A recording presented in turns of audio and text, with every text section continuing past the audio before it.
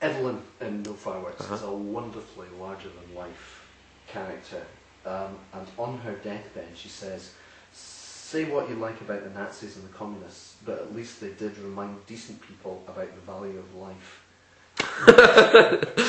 That is a fairly outrageous statement. I think it's quite outrageous to say it's outrageous. Does she really believe this? And were you, as a writer, making a personal point, or making a point? Okay.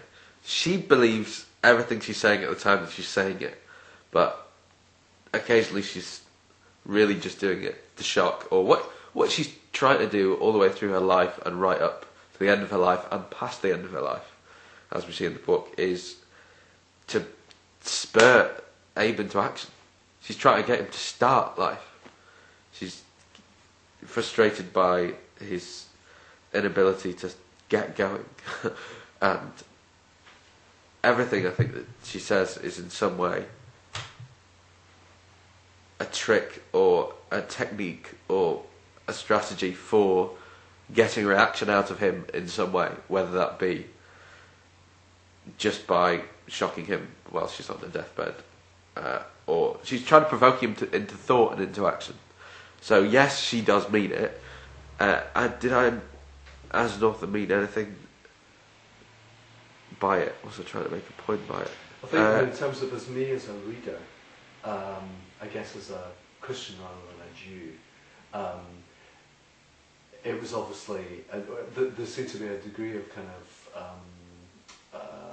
satire, perhaps maybe on the Holocaust industry or something like that, and obviously that's very easily me imposing my viewpoint on it. I think that's very interesting. I think there might be a little something of that in there, but really it was more just that by extremism existing, you come to value centre ground a little bit more, which I suppose I do mean myself. I do be very careful. Absolutely. And Evelyn's dominant characteristic was definitely a force of personality. Yeah. What would you criticise her for? She gets a lot. Oh, everything. I criticise her for everything. I don't think she makes a right move ever, but I sympathise with her reasons. I think it's really important to sympathise with all your characters and to understand, because or else they have no heart in them. There's no point just creating things to put through various tortures.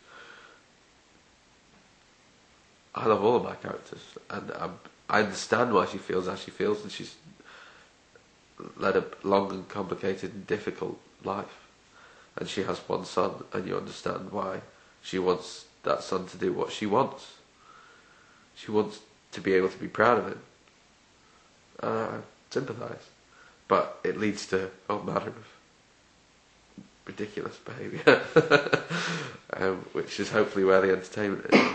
I mean, do you think Evelyn has created Abe? In terms of, do you think she's the primary kind of part of the problem, or? She's certainly part of the problem, but she hasn't created it. The whole point is that as parents, you cannot create your children. They are independent of you. They will do probably the least thing that you want them to do, and they may well be reacting against you. Who knows? But she has tried to create him, I suppose. She's tried to create the man that she wants him to be, but he's just not. And if it's to illustrate anything, it's really to illustrate that as parents you have to accept what your children are. You don't know what you're going to get when they're born. And she's never really been able to let go of the idea that really he should be there to be the man that she's decided she wants as a son. No Fireworks, to me, is a hymn to action over inaction. What would you... in terms of your life at the moment and the world around you, what inaction currently makes you mad? Well, for starters, that's what I think the book is as well. I think it's a hymn. Whatever you said. That's what it is. And what makes me mad is mostly my own abilities or inabilities, struggling against what I'm capable of. That's what makes me the most mad. Not being able to get out of bed an hour earlier, not being able to work an hour longer, not being able to think bigger. Particularly if you're writing books, you can't always think about the whole thing at the same time.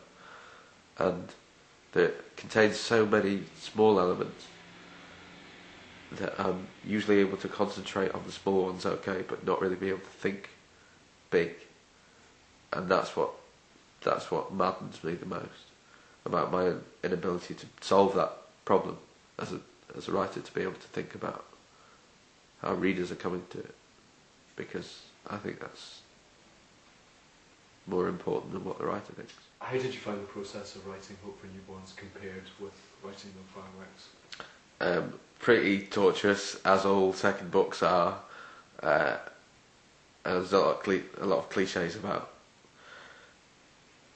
you spend your entire life writing the first one, and then you've got to improve on it straight away within a couple of years.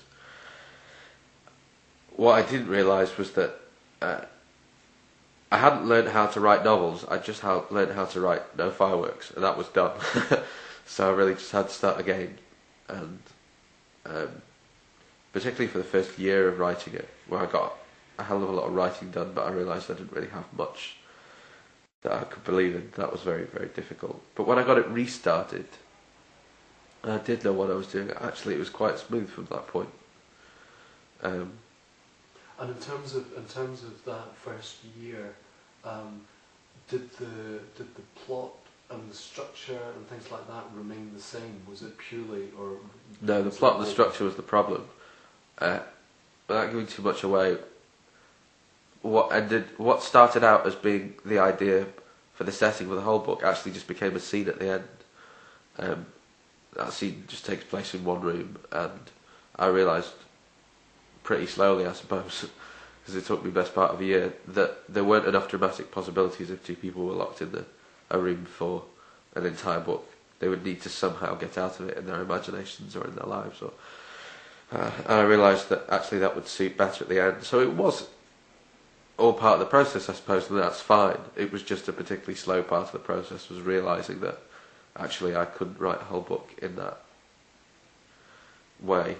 I would have to use it for a small part of a much bigger book. Both books feature dysfunctional families. But how do they differ between? Okay. Firstly, all my books will feature dysfunctional families because I haven't met any functional ones. And how do the books differ? I think the books are very, very different in that the first one is about a guy towards the end of his life who is still trying to start, and Hope for Newborns focuses on two very young people in their early 20s. And it focuses around three generations of a British Army family set in a World War II nostalgia barbershop. But it is really about charity and about travelling. Hope for Newborns itself is the name of an online charity that Lewis Passman, the main character, is involved in, or becomes increasingly involved in. And he's somebody who desperately wants to travel but has never had the opportunity to. And Christy, the main female in the book, is doing all the travelling for him. And I wanted to write a book far more about a sense of home, asking questions about home. Where is home to anybody these days? My family have totally scattered from where I grew up in, and so many friends have as well. And people will often reject the society that they've grown up in to go for something that maybe seems more appealing or more glamorous, or is merely an escape. And in the modern world, where we can see anywhere else in the world on the TV or on the internet anytime we want, I think they're really interesting questions to be asked about whether the idiot is the person who stays at home and lives their entire life in one place because that's where they grow up and that's what they know and that's where they feel safe. Or whether the idiot is somebody who travels the world looking for something that they're not going to find. So, for me, the issues of the book are very, very different. Although I'm happy to say that the blocks that both books are built on are the same, which is a strong sense of family in place.